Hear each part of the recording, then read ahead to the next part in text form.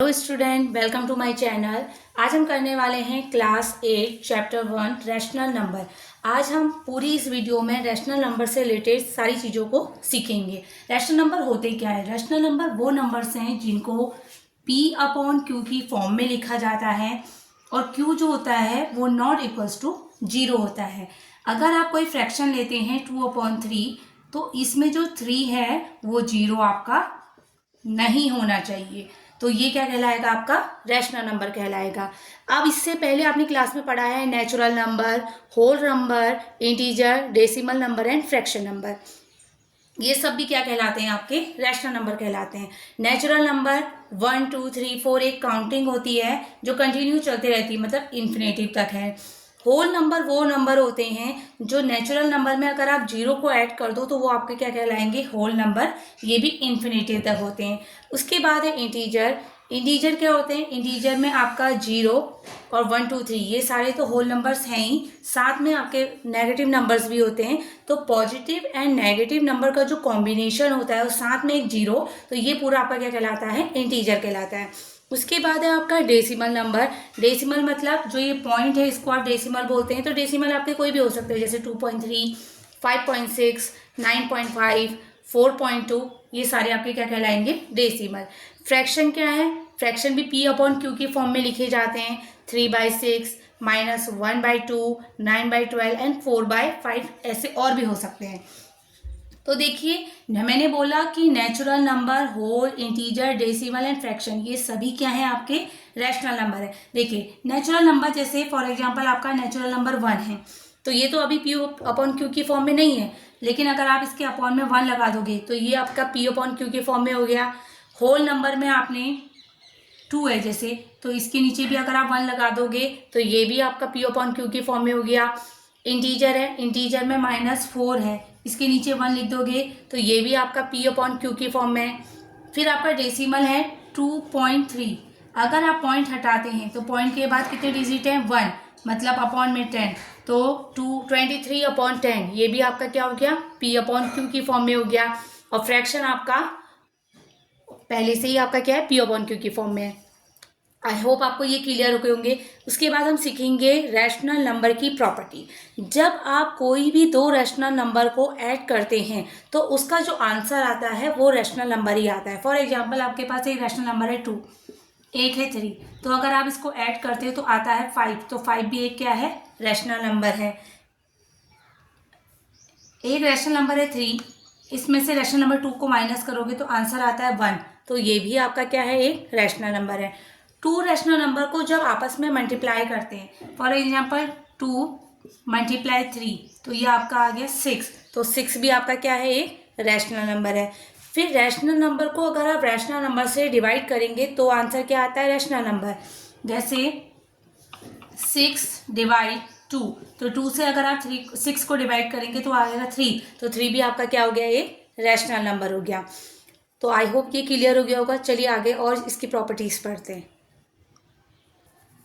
Next है आपका multiplicative identity. Multiplicative identity जैसे आपने a को 1 से मल्टीप्लाई किया, फिर आपने या आप 1 को a से मल्टीप्लाई करो, a को 1 से या 1 को a से, तो आपका आंसर a ही आएगा। मीन्स 1 क्या है? इसमें एक मल्टीप्लिकेटिव आइडेंटिटी है। फॉर एग्जाम्पल a की जगह पर आपने एक नंबर ले लिया 2, अब 2 से 1 को मल्टीप्लाई करो या फिर आप 1 से 2 को मल्टीप्लाई करो, तो आंसर तो आपका 2 आएगा। तो आपका 1 क्या है? इसमें मल्टीप्लिकेटिव आइडेंटिटी है। नेक्स्ट है आपका मल्टीप्लिकेटिव इनवर्स। मतलब एक नंबर है आपके पास 2/4, इसका आपने रेसिप्रोकल कर लिया 4/2, तो 4 से 4 कट हो गया, 2 से 2 कट हो गया, तो आंसर कितना आया? 1। मतलब a को अगर उसी के रेसिप्रोकल से मल्टीप्लाई कर दिया जाए, यहाँ पर a है, a को उसी के रेसिप्रोकल से मल्टीप्लाई कर दिया जाए तो आंसर क्या आता है? 1। रेसिप्रोकल मीन्स उल्टा कर देना उसको। नेक्स्ट है आपका एडिटिव आइडेंटिटी। एडिटिव आइडेंटिटी का मतलब आपके पास एक रेसिप्रोकल है, सॉरी आपके पास एक रैशनल नंबर है, उसको अगर आप 0 से प्लस करते हो तो आंसर वही आता है।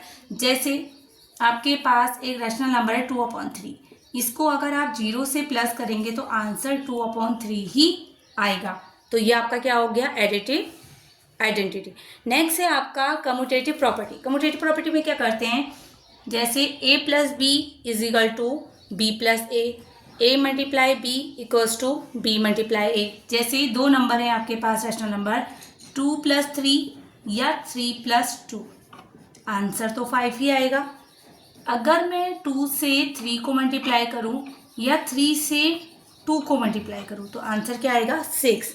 मतलब कम्यूटेटिव प्रॉपर्टी का मतलब है कि ऐसे दो रैशनल नंबर जिनको चाहे आप ऐड करोगे आगे पीछे ऐड करके तो भी आंसर सेम आएगा, या आगे पीछे आप मल्टीप्लाई करोगे तो भी आंसर क्या आएगा, सेम। बट ये सिर्फ एडिशन एंड मल्टीप्लिकेशन में लगता है, सब्ट्रैक्शन एंड डिवीजन में ये चेंज हो जाता है। तो ये चीज़ क्लियर हो गई होगी। चलिए नेक्स्ट प्रॉपर्टी पढ़ते हैं। नेक्स्ट है आपका एसोसिएटिव प्रॉपर्टी। एसोसिएटिव प्रॉपर्टी क्या है, देखिए a plus bracket b plus c equal a plus b bracket close plus c। देखिए कैसे है, जैसे a की जगह पे आप 2 ले लो plus 3 + 5 a b c, 2 plus bracket में 3 + 5, या यहाँ पर ऐसे लिख लीजिए 2 + 3 और ब्रैकेट के बाहर 5। अब दोनों को सॉल्व करते हुए चलेंगे। देखिए 2 प्लस ये आपका कितना हो गया 8, ये दोनों आपके कितने हो गए 5 + 5, यहाँ पे भी 10 आ गया, यहाँ पे 10 आ गया। मतलब आप a plus b plus c bracket के अंदर करो या a प्लस b ब्रैकेट के अंदर करके बाहर से c करो, अगर आप दोनों तरीके से सॉल्व करोगे आंसर क्या आएगा, सेम आएगा। ऐसी सेम मल्टीप्लाई के लिए भी है। अब है 2 × 4 × 2, या यहाँ पर मैंने कर दिया है 2 × 4 और बाहर से 2। अब देखिए 2 मल्टीप्लाई ऐसे रहा, 4 × 2 = 8, 2 × 4 = 8 मल्टीप्लाई 2, 2 × 8 = 16 या 8 × 2 = 16। तो आंसर क्या आए हैं, सेम आए हैं। तो ये आपकी क्या कहलाएगी, एसोसिएटिव प्रॉपर्टी। नेक्स्ट है आपका डिस्ट्रीब्यूटिव प्रॉपर्टी। डिस्ट्रीब्यूट का मतलब अलग करना किसी चीज को। तो देखिए यहाँ पे क्या है, a bracket b plus c, तो आप उसके बाद क्या करेंगे, जैसे a ब्रैकेट b प्लस, इसका मतलब अब क्या करोगे आप a को b से मल्टीप्लाई करेंगे तो a b आ जाएगा, फिर a की मल्टीप्लाई c से करेंगे तो आंसर क्या आ जाएगा, a c। जैसे एक नंबर ले लेते हैं 2 3 + 4, चलिए 2 को 3 से मल्टीप्लाई करा 2 × 3 = 6, फिर 2 को 4 से मल्टीप्लाई करा तो 2 × 4 = 8, 6 + 8 कितना हो गया 14। तो ये आपकी क्या होगी, डिस्ट्रीब्यूटिव प्रॉपर्टी होगी। ये नेगेटिव में भी हो सकती है, माइनस में भी हो सकती है। जैसे आपने एक नंबर ले लिया है, यही नंबर ले लेते हैं 2 4 - 3, तो अब देखिए क्या हो जाएगा, 2 × 4 = 8 - 2 ×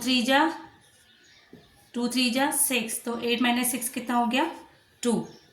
तो ये प्लस में और माइनस में लगती है डिस्ट्रीब्यूटिव प्रॉपर्टी। आई होप आपको ये चीज़ें क्लियर हो गई होंगी। तो इस वीडियो में आपको चैप्टर 1 से रिलेटेड, रैशनल नंबर से रिलेटेड जितनी भी प्रॉपर्टीज़ थी, जितने भी नंबर्स थे, वो सारे क्लियर हो गए होंगे। इसके बाद जो नेक्स्ट वीडियो आएगी वो इसकी एक्सरसाइज की आएगी। अगर वीडियो अच्छी लगी तो वीडियो को लाइक, शेयर और चैनल को सब्सक्राइब करना बिल्कुल भी ना भूलें। मिलते हैं नेक्स्ट वीडियो में। Thank you.